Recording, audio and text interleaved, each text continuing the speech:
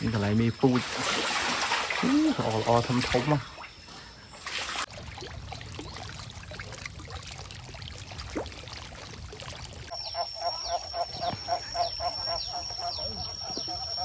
ទីនេះគឺជាកសិដ្ឋានអាសូឡាដែលមានចិញ្ចឹមកង្កែបរាប់ពាន់លានក្បាលមានគ្រប់ទំហំគ្រប់ខ្នាតមានតាំងពីមេពូជរហូតដល់កូនក្អុកកូនក្អាត់ហើយទៅដល់ធំពេញវ័យកង្កែបសាច់ហ្នឹងដែលអាចយកទៅបោកឬក៏ធ្វើម្ហូបផ្សេងសម្រាប់ភោជនីយដ្ឋានឬក៏លក្ខណៈញ៉ាំក្នុងគ្រួសារហើយដូចដែលឃើញហ្នឹងគឺការចិញ្ចឹមហ្នឹងមានអាងជាច្រើននៅក្នុងមួយអាងមានកែបរាប់ម៉ឺនរាប់ពាន់ក្បាលអញ្ចឹងគឺមិនខ្វះទេកែបច្រើនមែនតើមានគ្រប់ទំហំមានតាំងពីខ្នាតតូចដល់ខ្នាតធំហើយចំពោះទីតាំងនៅកន្លែងចិញ្ចឹមកែបហ្នឹងគឺស្ថិតនៅភូមិត្រពាំងក្នុងឃុំថ្នាតក្នុងស្រុករំដួលខេត្តស្វាយរៀងនោះកន្លែងមេពូជហើយកន្លែងនេះ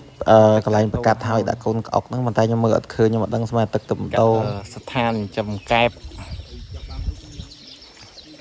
ច្រើនហ្នឹងកែបរាប់ម៉ឺនក្បាលត្រូវការដូរទឹកត្រូវការឲ្យចំណីគឺច្រើន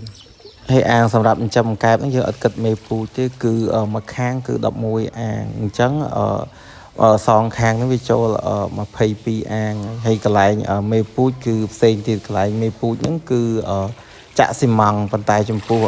ការចិញ្ចឹមទូទៅនៅក្នុងនេះគឺនៅអាងផ្លាស្ទិកដែលគេហៅតង់ហ្នឹងដាក់សំណាញ់ពីលើហ្នឹងដើម្បីកុំឲ្យទឹកជ្រាបហើយនឹងកុំឲ្យកង្កែបលោតចេញហើយដូចដែលឃើញក្នុងរូបហ្នឹងគឺនេះកំពុងតែកង្កែបពេញវ័យជំទង់នេះជំទង់ឆាប់ធំអាហ្នឹងបើសិនជាយើងឲ្យចំណីវាស៊ីច្រើនឬក៏ចំណីដល់អញ្ចឹងគឺស្ថានចិញ្ចឹមកែបហើយក្នុងមួយអាងហ្នឹងគឺដាក់ទៅតាមប្រភេទដូចស្ដាំដៃនេះអាយុ30ថ្ងៃជាងអានេះ50ថ្ងៃពីទំហំគឺអានេះរឿងធំជាងដែរនិយាយទៅដោយសារតាមចំណីឯងបើចំណីវាស៊ីទៅដល់បានច្រើននឹងឆាប់ធំដែរហើយការមើលថែទាំកែបហ្នឹងបើសិនជាមានចំនួនតិចទេយើងអត់សូវហត់ថែទេប៉ុន្តែដល់លក្ខណៈច្រើនចេះហើយគឺយើងហត់ថែនិយាយទៅមួយថ្ងៃទល់មួយថ្ងៃហ្នឹងគឺយើងត្រូវតាមមើលជាប្រចាំត្រូវដើរឲ្យចំណីត្រូវ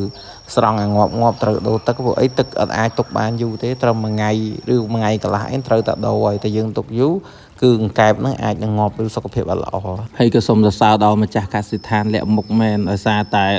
អាងច្រើនណាគាត់ចិញ្ចឹមនេះគឺគាត់ចិញ្ចឹមមុនដំបូងពីតិចទេពីមួយអាង2អាង3អាងអញ្ចឹងហើយរៀនបច្ចេកទេសបន្តិចបន្តួចបន្តរហូតមកដល់ឥឡូវរំតបានចេញជារូបរាងអាងច្រើនប៉ុណ្នេះគាត់ឆ្លងកាត់រឿងរ៉ាវច្រើនណាហើយគាត់ត្រូវការរៀនសូត្រច្រើនរំបានចេញជាដូចតែយើងឃើញហ្នឹងគឺកសិដ្ឋានទំហំធំបងប្អូនខ្លះថាទូចទេគ្រាន់តែមើលទៅប៉ុន្តែរំតបានចេញជារូបរាងប៉ុណ្ណឹងគឺមិនងាយទេអញ្ចឹងចំពោះតែបងប្អូនដែលមានតម្រូវការកង្កែបកូនកង្កែបយកទៅចិញ្ចឹមបន្តឬក៏មេពូជឬក៏សម្រាប់យកទៅធ្វើជាអាហារសម្រាប់ភោជនីយដ្ឋានឬក៏យកទៅបោកយកទៅធ្វើក្នុងកម្មវិធីអីជាម្ហូបអាហារអញ្ចឹងបងប្អូនអាចតាក់ទងទៅគាត់បានចាំខ្ញុំដាក់